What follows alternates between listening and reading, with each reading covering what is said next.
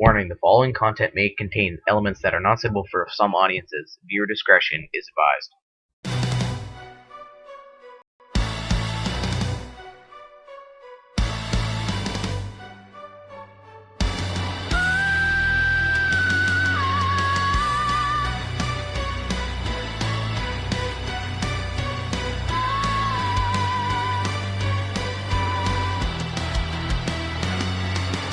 See you there behind the veil.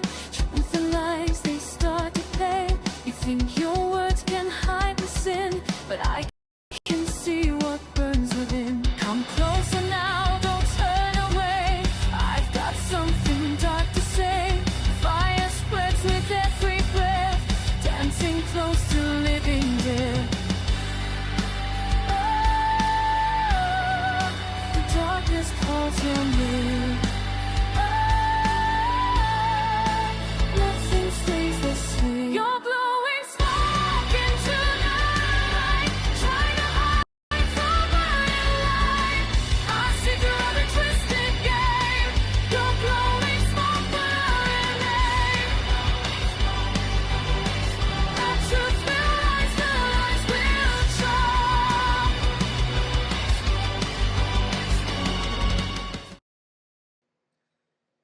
Well, hello, creepy crawlers, and welcome back to the Blowing Smoke podcast with Kimiko, Kusanagi. The podcast where we chase the haze of the unexplained, the cultural weird, and everything that just makes your skin tingle. Just a little. I'm your host, Kimiko, and I'm broadcasting live from Phoenix, Arizona, where spring has officially hit like a freight train of wildflowers at 90-degree heat. It's March 2026, right around the spring equinox vibes, and I'm feeling that seasonal shift hard.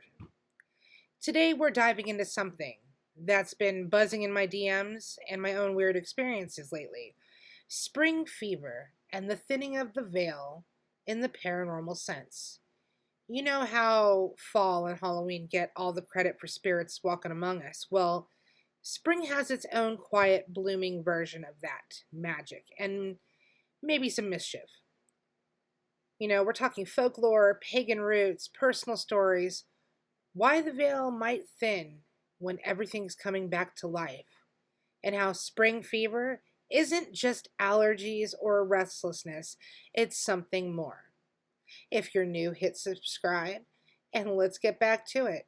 Dim the lights, maybe light some sage or crack a window. Spring's air got some stories today, so light up and listen in. So, what is spring fever really? And the science versus the spooky. First things first, let's talk spring fever. Medically, it's that burst of energy, restlessness, maybe some irritability, or even mild depression, flipping to euphoria as the days lengthen. Hormones shift with more sunlight, serotonin spikes, melatonin drops. People report better moods, more motivation, but also weird sleep patterns or feeling a bit off. In Phoenix, we're already shedding winter layers, and my seasonal allergies are screaming. But, there's this undercurrents of anticipation. But folklore and paranormal circles take it further. Spring fever isn't just biology. It's the earth waking up, energy surging, and sometimes that wake up call includes the other side. And think about it. Winter is dormancy, death-like. Spring is rebirth, fertility exploding everywhere. Flowers blooming, animals mating, everything pulsing with life force. That raw vitality. Some traditions say it stirs spirits, fairies, nature entities, things that were quiet in the cold, now get to be active. I felt it myself. Last week I was, just taking a nice little walk, super early morning, and the air felt charged, like static before a storm. Birds going nuts, wind whispering through the trees here, and I swear I caught a shadow moving. That was definitely not a cactus.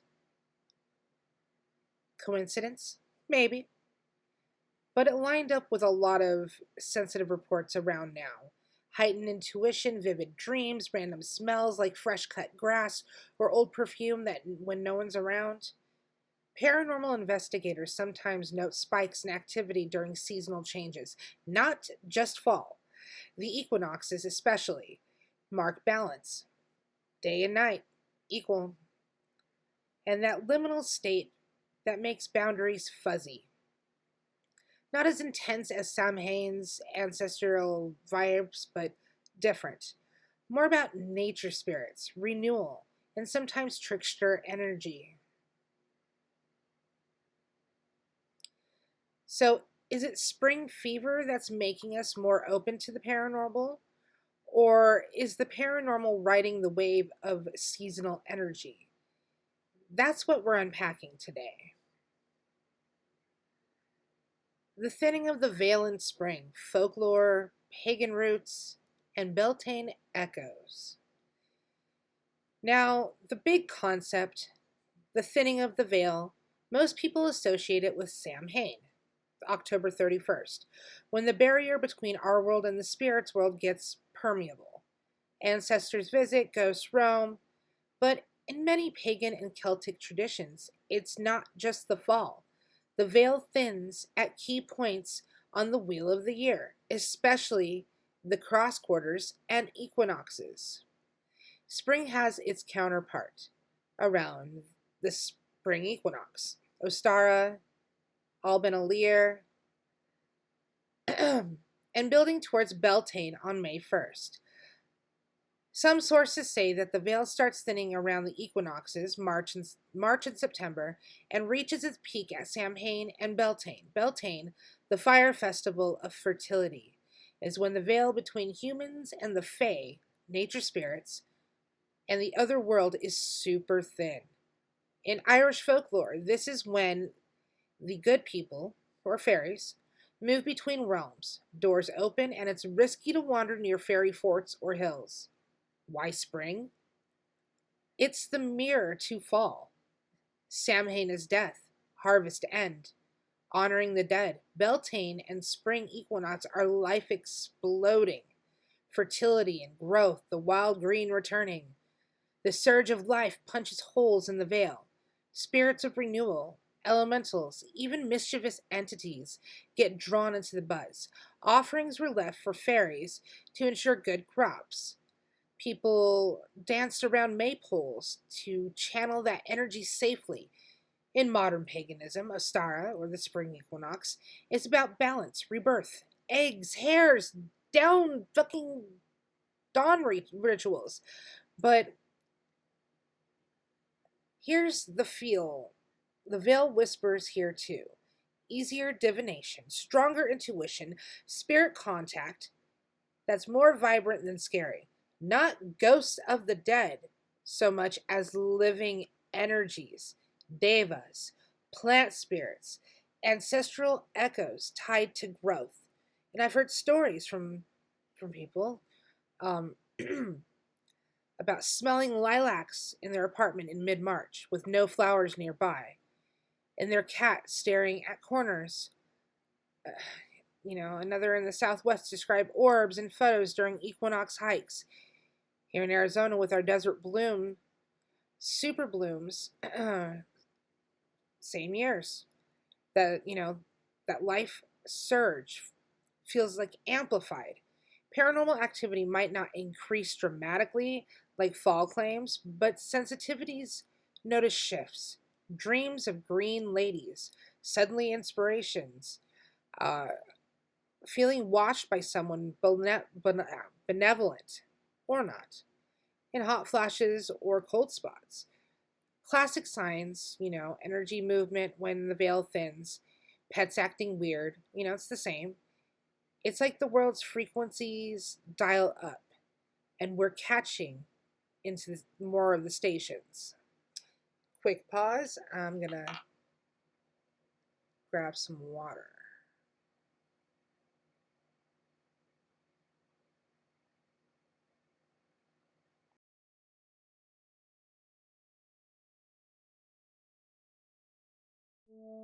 In a world that never logs off, one store dares you to bleed code. T-shirts that pulse like corrupted data. Every thread is a virus. Every print is a wound. Hoodies stitched with encrypted screams. Become the glitch. Hats that crown the last human signal. Log in before the void logs you.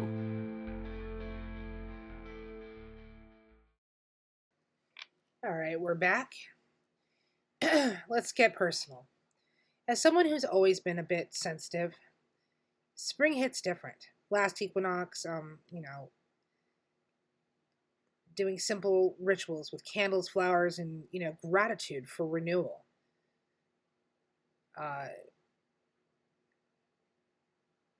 It's not malevolent, it's just present. And common signs that people report during spring veil thinning is vivid prophetic dreams about growth or past lives tied to nature. That's cool. Sudden creativity bursts, writing, art, ideas, flowing like sap. Phantom smells, flowers, earth after rain, even honey when nothing's there. Animals behaving oddly, like birds at windows, pets tracking invisible things. Emotional waves, joy mixed with inexplicable sadness, like grieving winter. Heightened empathy or psychic hits, knowing things without knowing how. Physical sensations, like tingles, temperature shifts, feeling electric. In modern times, some tie it to geomagnetic shifts around equinoxes or solar activity, making us more receptive. Others say it's psychological. Spring fever opens us up emotionally and lowers skepticism, so we notice what's always there. But folklore insists it's real. The veil fluctuates with seasons, and spring thinning is about invitation, not just visitation. Compared to fall, fall's veil is introspective, shadowy. Spring is outward and fertile, more fatrix, less ancestral melancholy. Beltane warnings about fairy abductions. That's a wild side. Protect yourself with iron, rowan, or just awareness. So, hot take. Spring's thinning veil gets slept on because Halloween hogs the spotlight. But it's just as potent, maybe more hopeful. We're not just remembering the dead, we're co-creating with life forces. So if you're sensitive, lean in. Excuse me. Journal dreams. Do equinox rituals, leave offerings for nature spirits, but ground yourself. Salt baths, walks barefoot. Black tourmaline, it if energies are feeling chaotic, black tourmaline. And predictions for 2026, with the climate weirdness and more people awakening spiritually, I bet we see more reports of spring paranormal upticks. Desert apparitions here in Arizona, blooming spirit sightings elsewhere. Maybe even a rise in the Fae encounters as people seek connections post everything. What about you? Have you felt the veil thin this spring? Well, that's our time for today. Spring fever. Whether it's pollen, pheromones, or portals, it's real. And the veil's whispering if you're listening. So thanks for joining me on this episode of the Blowing Smoke Podcast. Stay curious, stay grounded, and enjoy the bloom. Until next time, you stay creepy like Kimiko Kusanagi, okay? Bye! Trusted you with all my heart, tore my world apart, but from the ashes I have grown. Now I claim what's mine alone.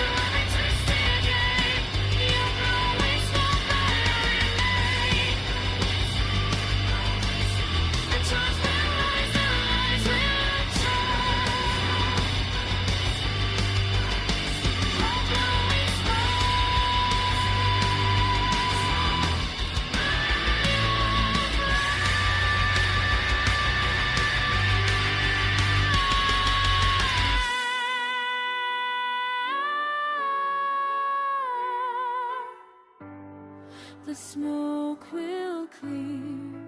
I'm still here. It's just a couple of baby lines. God.